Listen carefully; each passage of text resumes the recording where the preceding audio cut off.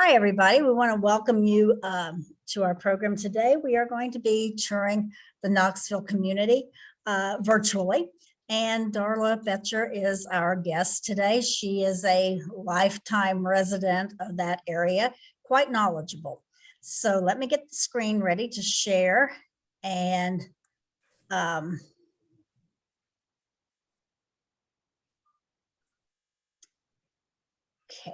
nope. That's not going to be it. There we go.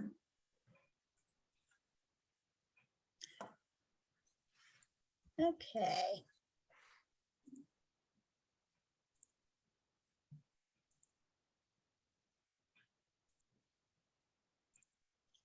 And there we are. You see that, Darla? Yes. Okay. Because we've had a little trouble with this program. And so from time to time, I may ask Darla if she's still seeing my screen, because I've had a tendency to not make it visible, among other things. So here we go. This is our community tour. And if you aren't familiar with the area and you wonder where in the heck Knoxville is in Pendleton County, you would take from Falmouth, you would go US 27 to Lightfoot Fork, which is 1657. That's the highway number on it. And about 6 miles, you can only go left on it from Falmouth, okay? So you go down about 6 miles and it's going to dead end. And you have to either go left or right.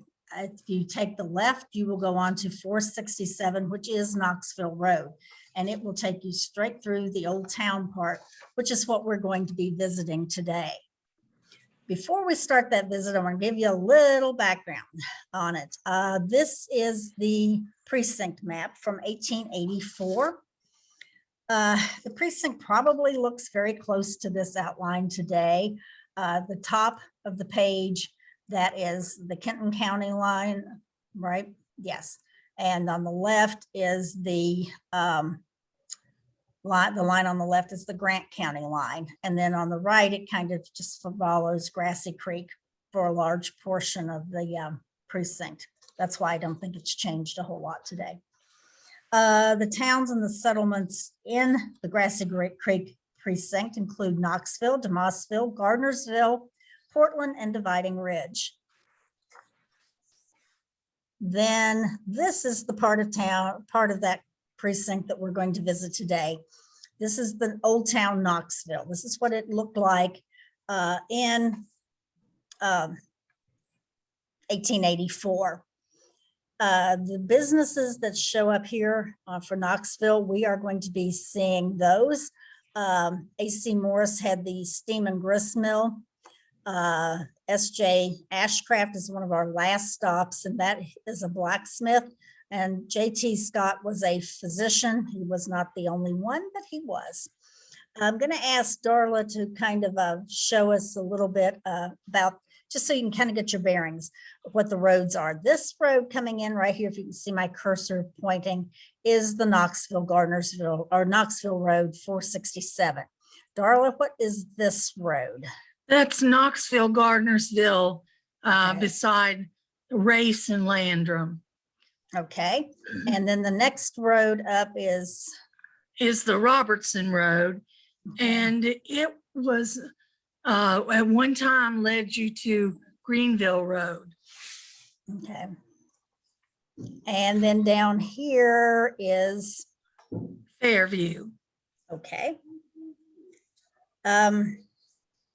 Let's see.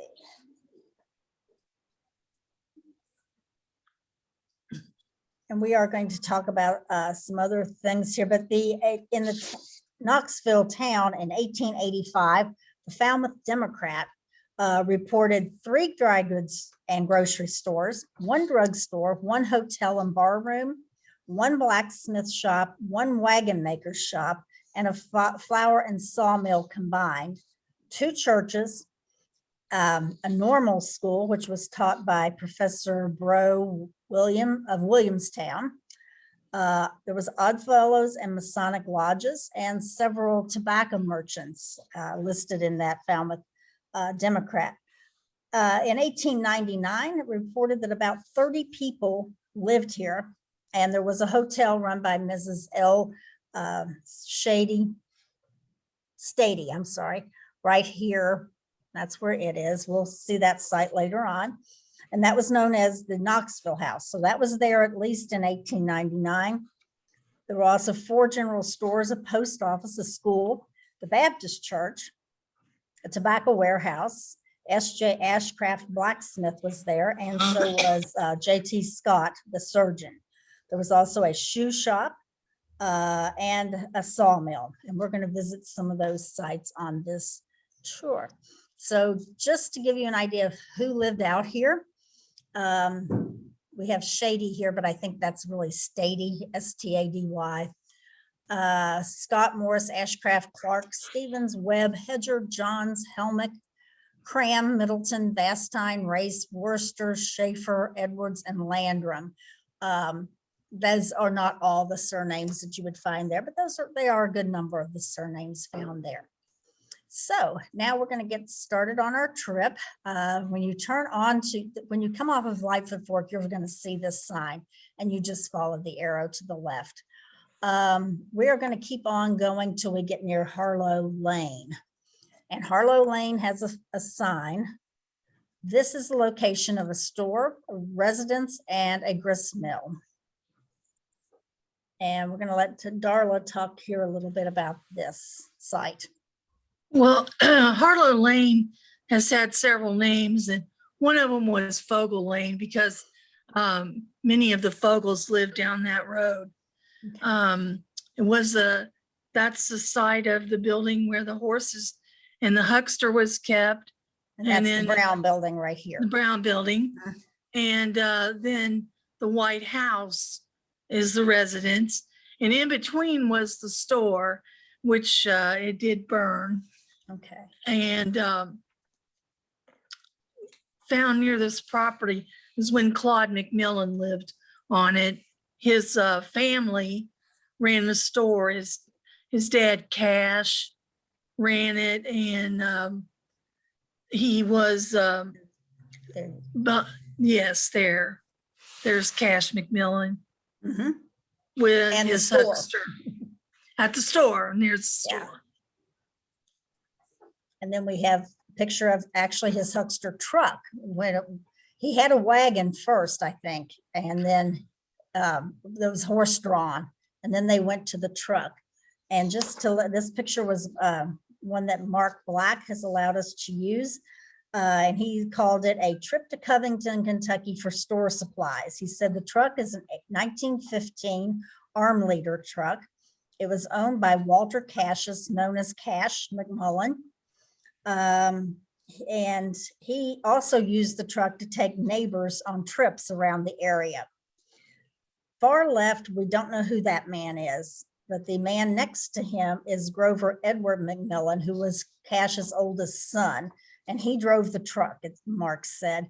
He said that Cash preferred the horse and wagon. Then the third gentleman from the left, we don't know who he is. And the boy on the far right is Russell McMillan, who was a cousin of Grover. Russell's father was the Reverend William Henry Harrison McMillan, known as Dank. And Mark believed that Dank probably took the picture because he said, as in Mark's words, among his many talents, he was a photographer. The W.C. McMillan Huckster wagon and general store was in operation from 1909 till 1953. And Cash operated the store from 1909 to 1919, and Claude then took it over and was operating it in the 1950s. And this is a side view of the house. And please forgive us for the slides. We took these pictures on a very rainy day, so there's water. So there's dots, and they kind of look blurry. It's raindrops. And this is the front of the house. Now then, we're at the site of the grist mill. Darla, what can you tell us about that? Well, I think I mentioned before, Claude McMillan found the grist mill in the late 1950s. And this is it down wa- Harlow Road. This is on Yes, Harlow. it's Yes. right on Harlow. It's on Florence John's house property. Okay. And this is part of what Claude McMillan found. We want to thank Ann Howard for the use of the picture and for the next picture as well. They found some of the grinding stones, and the top one looks like it's in pretty good shape. Mm-hmm.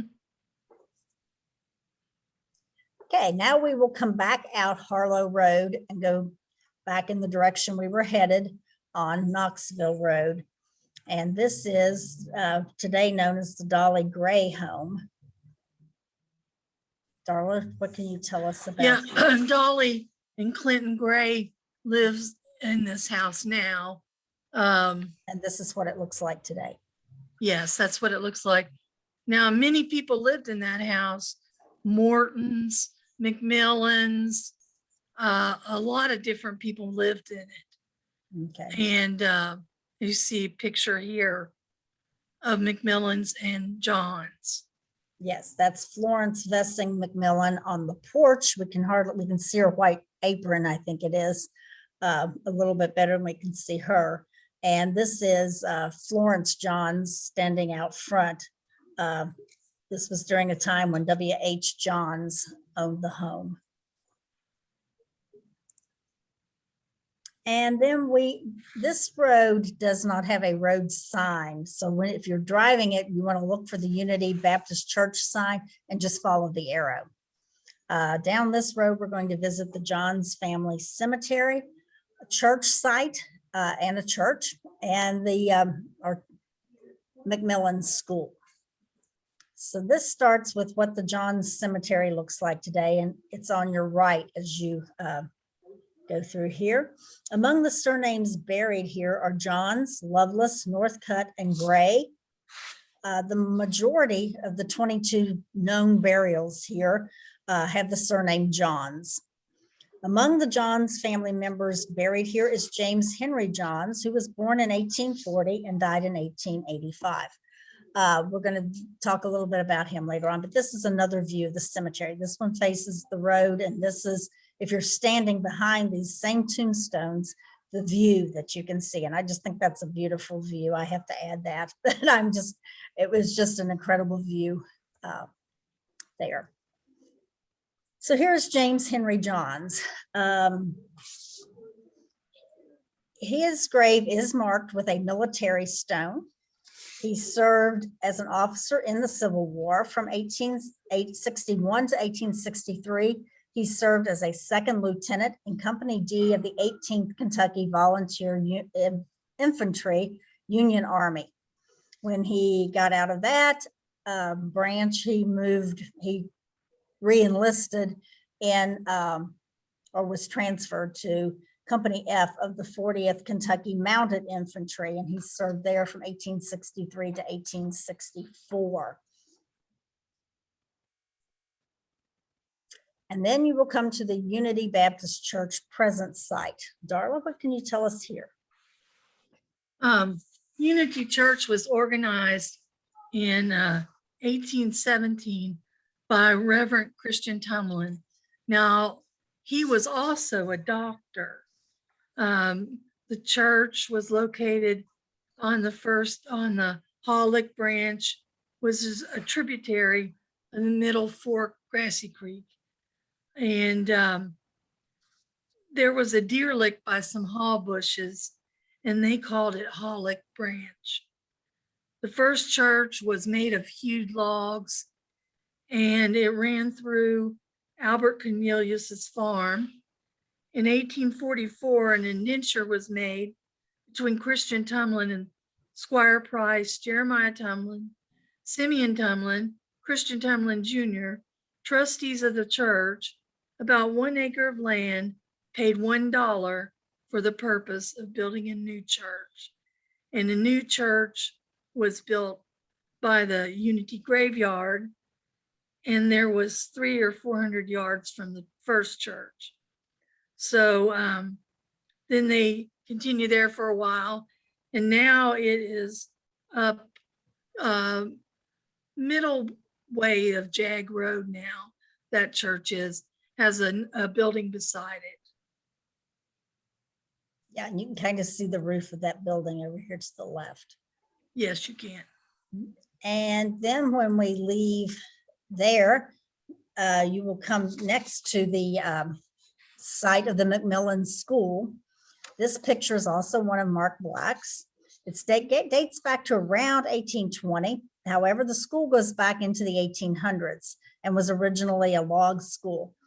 Mark said that the building in this photo was built by Cash Macmillan, Les Macmillan, and Tom Macmillan, who were all brothers, and they built it around 1913, and that it was a school until about 1931. Is there anything you can add, Darla, about the Macmillan School? I believe the Macmillan School was located where the old parsonage used to be for Unity. Now that has since been sold, the parsonage, but it was facing the church, and I believe that's where the school was. Okay. And then Darla already talked about the original church and it being on the Grassy Creek, the mid fork of Grassy Creek. This is a little bridge going over that mid fork, I guess. And it's in the vicinity of where the church started, but it's on past the school site. And Yes. then this is another picture as well of it. And we just wanted to kind of highlight those for you. Then we're going to come back out and continue on our way on 467 or Knoxville Road. I'm going to stop and mention that Lawson Race lived in this next section. He was born in 1803 in Culpeper County, Virginia. His parents were Moses and Mary Tomlin Race. He died in 1888 in Knoxville. He was married to Phoebe Hawkins in 1824, and they married in Pendleton County. He was a postmaster at Knoxville from at least 1860 to 1869, maybe longer. And he owned a saloon, and his saloon was visited by the men who would murder Major Abraham Wileman. And they were there just moments before the murder took place. And we're going to talk more about that, but I did want to mention that and get you a face to go with Lawson Race and his saloon.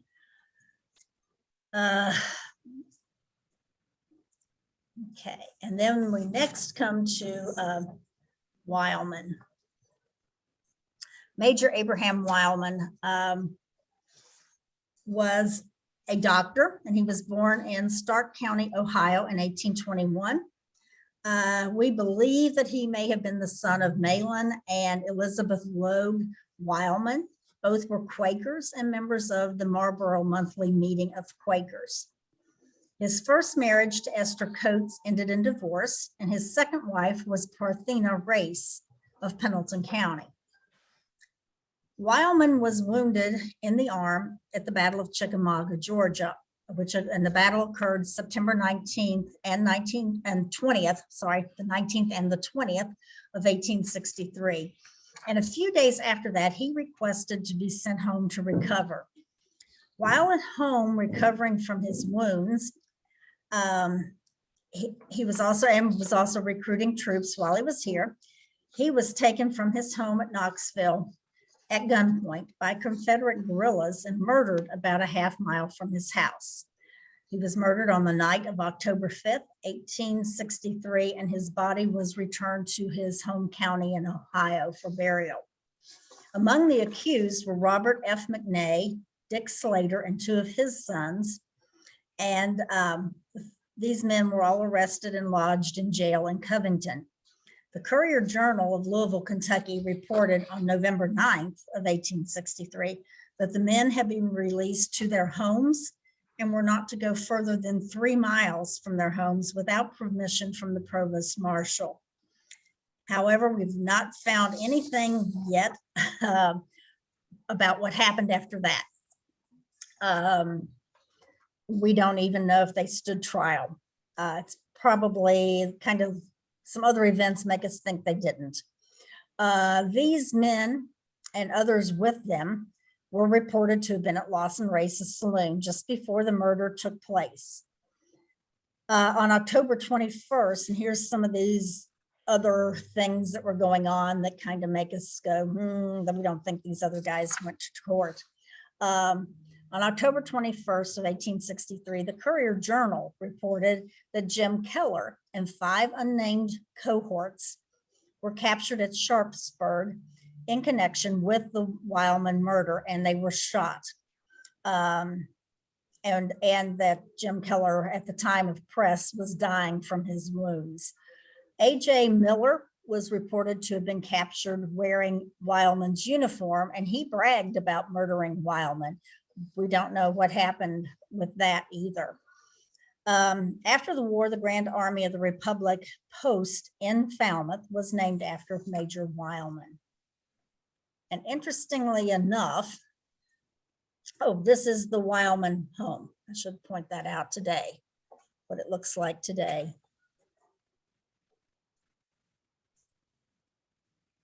So interestingly enough, a neighbor of Wileman's was Thornton Lafferty, and he is some of the Laffertys where that Cynthiana's Lafferty Pike gets its name from, if you're familiar with Cynthiana and Harrison County at all. In 1864, more Kentuckians became disillusioned with the war aims of the Lincoln administration. And as a result of that, guerrilla violence increased in Kentucky. So in an effort to kind of curb that, Union General Stephen Burbridge was the military commander of Kentucky, and he issued General Order 59. And the order mandated that when any loyal Union citizen was killed, 4 guerrilla prisoners were to be executed. So following the murder of Wileman, on November 1st, it's about a year later, 1864, a Franklin County man, unionist, strong Union man, Robert Graham, was killed by Confederate guerrillas. So the very next day, Burbridge ordered that 4 Southerners be executed in response to Graham's death. They would draw a bean, basically, and if you got a black bean, you were going to be executed. So detailed to be shot in a South Frankfort pasture near where the present day Kentucky State Capitol building stands were 4 Confederates. Thornton Lafferty from Pendleton County was one of those. Elijah Horton was from Carter County. He was another. And Thomas Hunt and John Long of Mason County rounded out the 4. They had a preacher who gave, a little speech beforehand, and then they were to be shot. Before that happened, Lafferty broke free and he ran. He hid, was found and dragged out of his hiding place. There were a couple of older ladies that were hiding him, and they were threatened, and so he didn't want to see harm come to them. So he stepped out and said, "Here I am, I'll go." So this time they didn't miss. They hit him, and he didn't run. And Thornton Lafferty is now buried in the Frankfort Cemetery as a result, but he was a neighbor of these people as well. Okay, we continue on down the road to the present site of the Knoxville Christian Church. Darla, what can you tell us about the church here? I believe this church has been has burnt twice, right located in the middle of Knoxville, still in operation today, and it's a nice little church. Okay, and here is one of those postcard pictures of it from, and I don't know what the date would be. It's sometime after we have rural delivery of mail, though, because we have mailboxes. Okay, and continuing on down the road, we're going to come to some stores. this is the site of one of Fred ASHCRAFT's stores. Darla, what can you tell me about him? I believe Well, he's his grandfather. Fred ASHCRAFT was my dad's father, Darrell ASHCRAFT. Fred ran at least 4 stores in the Knoxville community. One's a rundown building, which is this one, still standing. Another one is at Victor Donahue's old place, which is on down the road. But this store is across from the Knoxville Christian Church. It's real small. I got to visit it a few times, the family that lives there. This store was ran in the 1940s. It was a small general store. And Papa or Fred went to Covington where he bought his supplies. He got the meat from Herringer Meats and other goods from the Dixie Wholesale Warehouse. Butternut Bread delivered bread to the store. So a very small inside. I've often wondered how they got all these things in there, but They managed. Yeah. They did. Okay, and then we're going to talk about this little house. I called it a remarkable real estate deal. Austin Tomlin lived in this house and paid $12 for it. Darla, can you tell us anything about it? He wanted to get married, and his wife's Vivian Tomlin. He wanted to get married, and so he bought this house for the $12, and that's a pretty good deal for a house. Yeah. I have some notes on said that Raymond Sechrist moved the house from where Dick Dethridge house is to this location across the road for $15. So it cost him more to move the house, but in total, he paid $12 for the house and $15 to move it. So he still got a good deal. Got a good deal. And then we are now going to go on down to the Knoxville Gardnersville Road. Yeah, Knoxville Gardnersville Road. This is where we will find the Knoxville House that we mentioned earlier, the hotel, the Knoxville Cemetery, some residences, and the Baptist Church as well. So here we go. This is the site of the Knoxville Hotel or the Knoxville House. Do you know anything about it, Darla? I don't know. I don't. But I do know it's on past where Dick Dethridge's store was. Okay. We are going to coming on down before you get to Fairview. Okay. And it's on 467. Okay. And then speaking of Dick Dethridge's store, we've got 3 stores at least in this stretch of road. Yes. And Conway Tomlin, Dick Dethridge, and Fred ASHCRAFT had stores. So I think this was one store, this building. Is that right, Darla? That or the garage. Okay. Conway's garage, maybe. Okay. And then I think you told me Dick Dethridge was on up here in the he is on beyond the curve, yes. Beyond the curve. Okay. Do you know anything about those stores? They were general stores, I believe. General stores. I remember Dick Dethridge's when I was a little girl, and we would go up there to get things. I can remember riding my bike and sitting on the edge of the porch, probably getting some chips or something. But back then you could ride your bikes and not worry about anything. So right. We would ride our bikes up there. Okay. And then if you continue on down, we here is the cemetery. And if you see down here at the bottom in this purple circle, and then on up here is in this oval, purple oval, was the home of Henry DeWalt. Henry worked for the railroad, and I'm going to just go on here. He was blinded in an accident at work, and later his wife was accused of poisoning him, and they went to court over that. So here is the start of poor Henry's problems. This appeared in the Public Ledger, Maysville, Kentucky, on the 18th of November, 1914. And says Henry DeWalt and his wife, Mrs. Claudia DeWalt, brought separate suits for damages against the Pullman Company. DeWalt seeks $42,500 damages on the claim that he was poisoned on the face and hands while cleaning electric storage batteries for the company in Ludlow, and as a result of the poisoning has been incapacitated. His wife filed suit for $25,000 damages on the grounds that the poisoning has deprived her of her husband's services. Then the Messenger Inquirer, just a little while later, picked this article up from a Falmouth paper.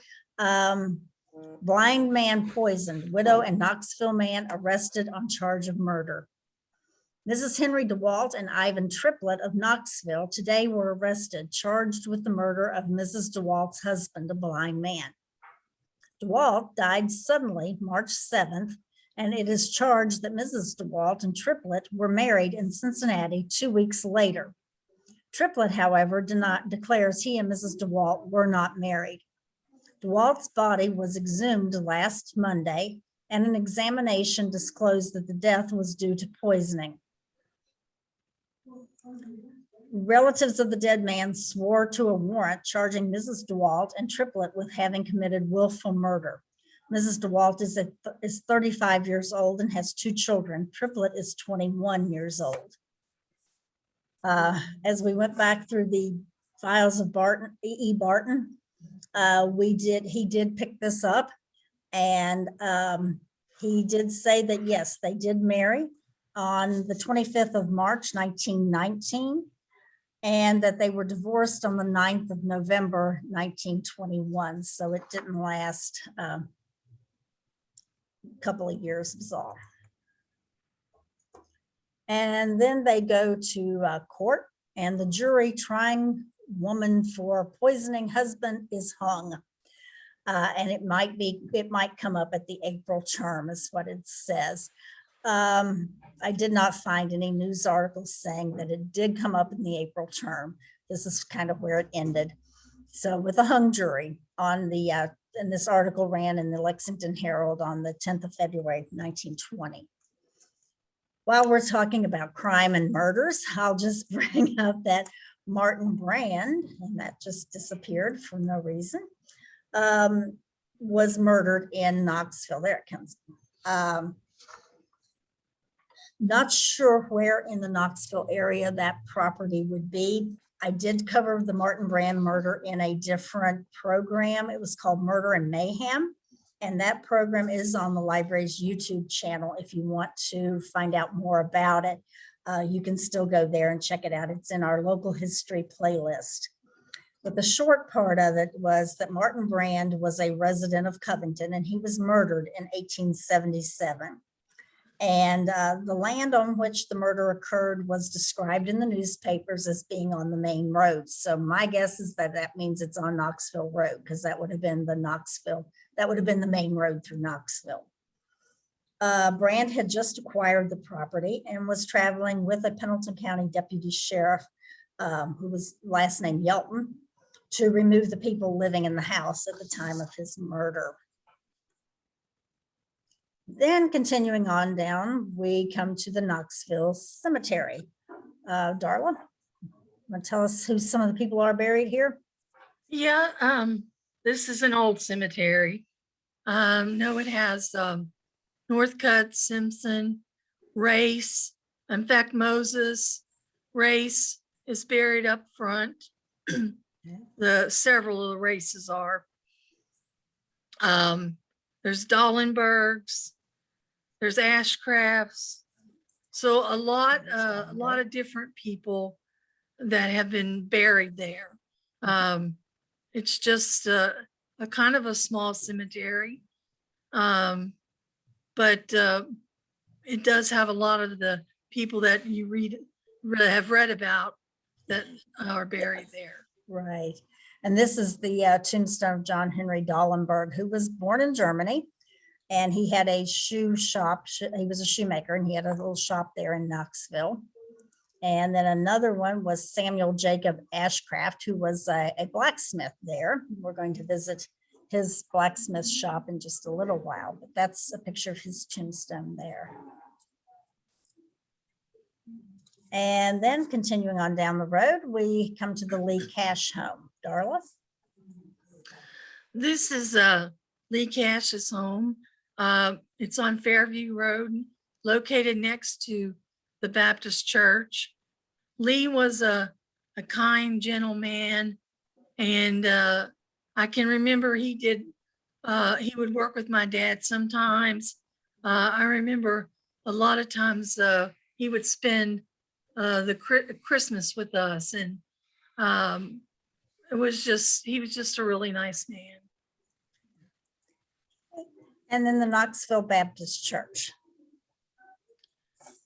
I know the Knoxville Baptist Church burnt. I don't know why, but it seems like I remember it burning. I'll have to get some more detail on that so I can find out. We were talking about that, all the church fires, and that was fairly common at one time for just wood structures in general. And again, this is a postcard picture that someone has sent for us to use. And here we come to the Fairview. Right there where you see the road sign for Fairview Road is the site of the blacksmith shop of S.J. ASHCRAFT. And here's another picture of that same lot as well. Okay, this is the Methodist Church, the ME Church, Methodist Episcopal, and the Oddfellows. The Oddfellows is the tall building here. And this is another one that we don't really have a lot of information on either of these buildings. But we do know that, the Masons met there, and the Oddfellows. There were several other organizations that probably used that building as their meeting place. And then some of the early business owners and businesses in the Knoxville community. We had out there 3 different blacksmiths. Besides Samuel ASHCRAFT, we had George Orr and William Wolfe. General stores, George Bullock, Carr in England, D.M. Stevens, Carmel and Slater, who ran a grocery, F.M. Cram, H.E. Darty, and Helmick and Brothers. And then some miscellaneous. We had a couple different shoemakers, Henry Dahlenberg and John Hedger, painter, a wagon maker. A. Morris and Sons owned the flour mill, and that was where we visited with the McMillan property there. We had another hotel and grocery, and a lawyer even. And doctors, Franklin Caldwell, Dr. Carmack, Dr. Scott, Dr. Bethel, who also had practiced at Short Creek, and C.P. Kinney. Dr. Scott's house is on the 1884 precinct map. So if you see that, if you see the map, you can find his home. Dr. Carmack was reported in the Falmouth Independent in 1877 as returning to Knoxville to go into the whiskey business. So he had been there prior to 1877 and came back at that time. Scott, besides being a doctor, was also a tobacco leaf handler and rehandler and a shipper. And each year he bought between 250,000 and 500,000 pounds of tobacco. So he was pretty, I would think for the area at the time, pretty big in the business. He was also a delegate to the Democratic Convention that nominated William Jennings Bryant for president. Postmasters, we've already mentioned Lawson Race, but also Lewis Helmick, Charles Stith, and Alvin Clifford served in that. Helmick, let me see. Charles Stith was in 1879 and Helmick was before that. Alvin Clifford was in 1904. Hey, Darla, do you have anything else you want to add to our tour today? No, I don't. If we've made any errors, please feel free to let us know. Yes. It's been interesting to work on this. It has. And so we bring it to an end. Oh, we forgot the important fox hunters. Okay, yes, fox hunting was a big thing in Pendleton County. And Darla, what can you tell us about these men? You knew some of them, I think. Yeah, Zeddy Landrum, actually, he died in a fire in his home. I was still small when that happened. He used to have a dog and they would go out to the store, Dick Deathridge's store. And I can remember we were always afraid of him, but he wouldn't hurt you, was very gentle person. I think it's just perhaps the way he dressed, and he always wanted to talk to us, and that kind of scared us a little bit. Of course, Austin, we talked about him in his house, and I think Harrison was his dad. Ed Cummins and Kenneth Cummins. Ed used to live down behind, or Beagley's live there now, but down a road close to where I live now. So they would go fox hunting all the time, and you could hear them. You could hear them going, the dogs running. So I don't think we hear that anymore, but no, anyway, not like we used to. That's right. So anyway, it was all things change. Yes. Okay. And with that, we are wrapping up. I want to acknowledge these people who helped me a lot. Darla, of course, for being here today, but also providing a lot of the information we used. Arlene Gosney, who drove me around Knoxville getting pictures, and well, yours truly got car sick, and Arlene had to go out and finish the pictures by herself, and I really appreciate that. Mark Black and Ann Howard shared photos that you see in this video with us, and we do appreciate them for doing that as well. We thank you all for tuning in today, and we hope you learned a little bit about Knoxville that you maybe didn't know before. Thanks again.